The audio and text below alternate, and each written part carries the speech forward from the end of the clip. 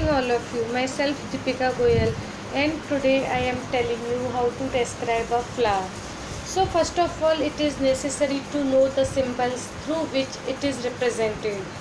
Let's talk first about bracts.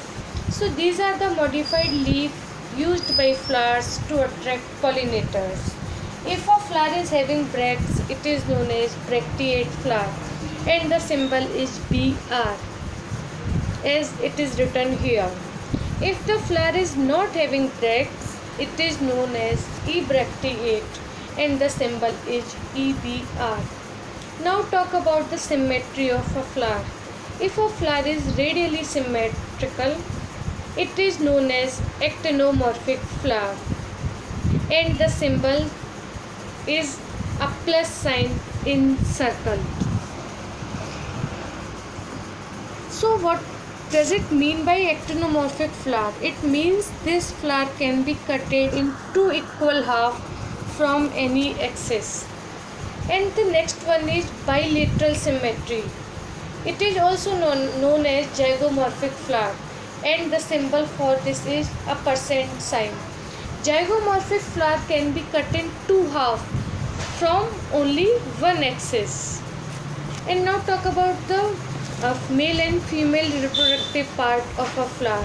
If flower is having both the sex organs, it is known as hermaphrodite flower or bisexual. If flower is having only male reproductive part, it is known as staminate flower. And if having only female part, it is known as stellate flower. Now talk about the whorls of a flower.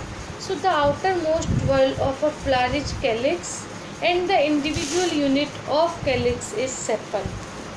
Sometimes sepals may be free or fused in a flower. So free sepals are known as polysepalous and fused sepals are known as gamosepalous. The symbol for calyx is K. Outermost whorl is calyx and the next one is corolla.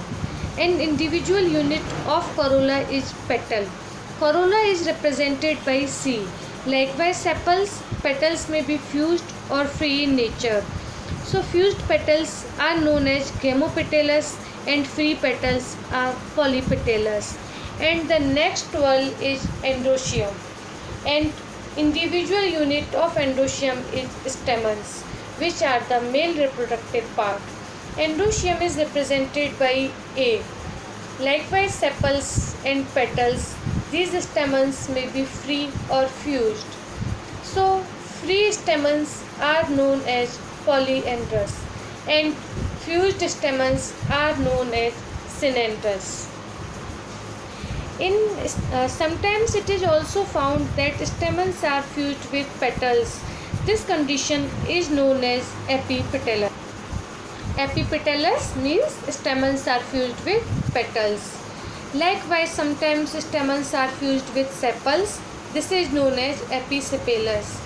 And moreover, sometimes stamens are fused with perianth. Individual unit of that is tepal. So this term is technically named as epitepalous. And the last and innermost whorl is gynoecium. An individual unit of gynoecium is carpel, which is female reproductive part.